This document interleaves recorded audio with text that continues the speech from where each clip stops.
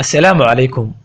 دولة عثمانيينتا الدولة العثمانية waa mid ka mid ah dowladihii ugu waaweynaa uguna waqtiga dheeraa ee soo mara taariikhda.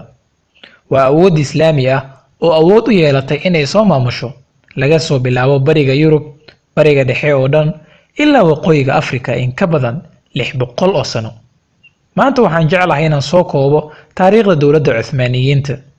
Ku soo dhawaada mowduuceena maanta.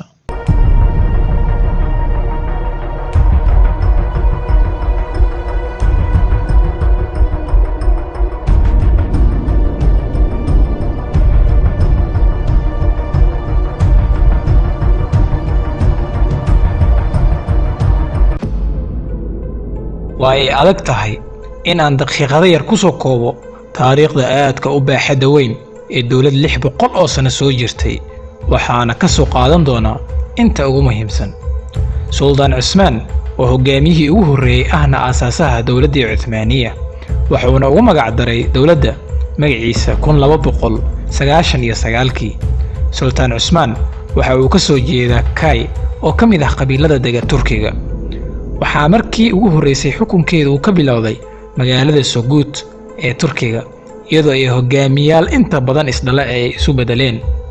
1453kii Sultan Mohammed al-Fatih oo xilligaas ahaa hogaamiyihii dowladda Cuthmaaniyiinta ayaa amray in lagu duulo magaalada Istanbul ama Qustantiniya oo caasimad u ahayd boqortooyadii Byzantine, taas oo soo gabagabaysay 100 sano oo ay boqortooyadaas dhisnayd.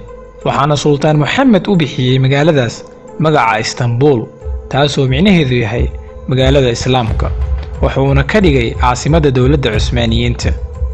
magaaladan waxa ay ka mid tahay magaalooyinka oo Nabi Mohammed hore u sii sheegay nabadgelyo naxariis korkiisa ha ahaatee inay qabsan doonaan Islaamka. waxauna yidhi waxaad qabsan doontaan Qustantiniya. hogaamiyaasha kan ugu wanaagsan ama ugu fiican waxa uu noqon doonaa hogaamiyaha qabsada magaaladaas. jeyshka kan ugu fiicanna waa kan qabsada magaalada Qustantiniya. 1481kii waxaa geeriyooday Sultan Mohammed al-Fatih, waxaana xilka qabtay wiilkiisii ugu weynaa oo la oran jiray Ben Yazid.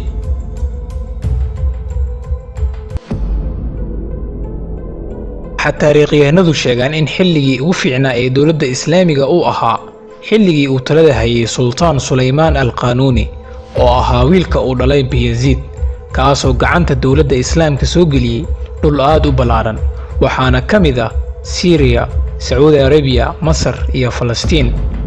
intii u dhaxaysay 1522 ilaa 1566 uu xukunka hayay Sultan Sulaymaan, waxa ay dowladda Cuthmaaniya gaartay meeshii ugu sareysay, waxaana aad u koray awooddii militari iyo dhaqaalaha dowladda islaamka, iyada uu xukunka gaaray waqooyiga Yurub sida Greega, Bulgaria, Hungary, Macedonia iyo Romania, sidoo kale dhulxeebeedka waqooyiga qaaradda Afrika.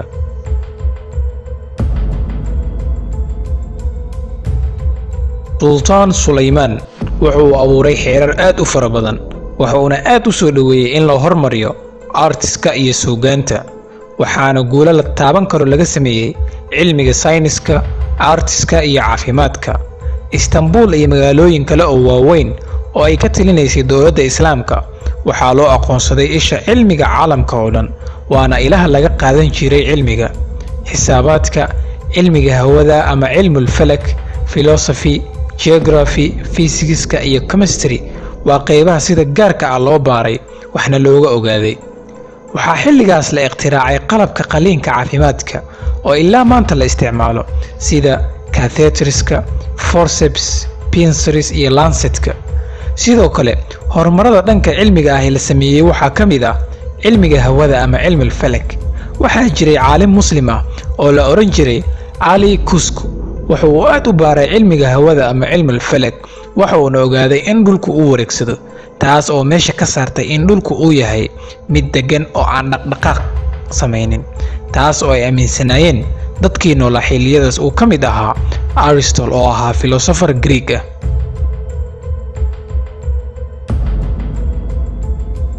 waxaa aad loo habeeyay bulshadii aan muslimka ahayn ee ku hoos noolaa xukunka dowladda islaamka, taas oo siisay awood xadidan oo ay isku maamulaan iyaga oo kor ay ka maamulayso dowladda weyn ee islaamka. waxaana ugu caansanaa xukunadaas yaryar kiristankii deganaa Armenia iyo Yahuudda. qaar iyaga ka mid ah waxa ay bixin jireen lacag taasoo islaamku u yaqaano jizyo, waxaana bixiya ee magangelyada kula nool dowladda islaamka. sidoo kale waxaa jiray kuwo kale oo laga cafiyey lacagtaas maadaama ay bixin jireen adeegyo muhiim u ahaa bulshada islaamka.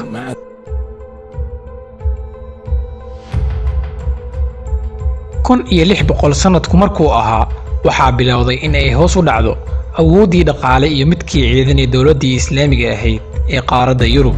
xilligan waa xilligii qaaradda Yurub ay ka bilaabatay kacdoonkii warshadaha, waxaana lagu sababay hoos u dhacan ka soo wajahay dowladda islaamka dhanka qaaradda Yurub, hogaamin xumo soo wajahday dowladda. 1683 waxaa dowladda Cusmaaniya lagu jabiyey dagaalkii ka dhacay magaalada Vienna, waana meeshii uu ka bilowday in ay lumiyaan meelo badan oo ka tirsan qaaradda Yurub. boqolkii sano ee ka dambeeyey waxaa dowladda islaamiga lumisay dhul muhiim u ahaa, taas oo dhalisay in Gariiga uu qaato xornimadiisa 1830.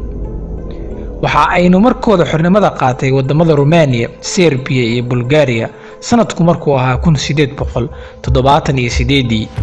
dagaaladii Balkanka oo dhacay intii u dhaxeeyay sanadihii 1912 ilaa 1913 waxaa dowladdu lumisay inta badan qaaradda Yurub. iyadoo ay khasaarahaas oo dhan ay jiraan, waxaa bilaabmay dagaalkii koowaad ee adduunka, waxa ayna dowladda Cusmaaniyiinta dhankooda ka galeen dagaalkaas oo bilaabmay 1914 kaas oo jab iyo khasaaro kala keenay. 1918 waxaa gebi ahaanba dowladda islaamka laga qabsaday dhulkii xukunkeedu ku baahsanaa marka laga reebo dhulka maanta aynu u naqaano Turkiga. dhulkii ay ka talinaysayna waxaa qaybsaday dowladaha Britain, France, Greega iyo Russia. ugu dambeyn 1 November 1922 waxaa dhammaaday xukunkii dowladda islaamka ee soo jiray 6 qarni, waxaana markii dambe Turkiga lagu dhawaaqay in ay yihiin Jamhuuriyadda Turkiga.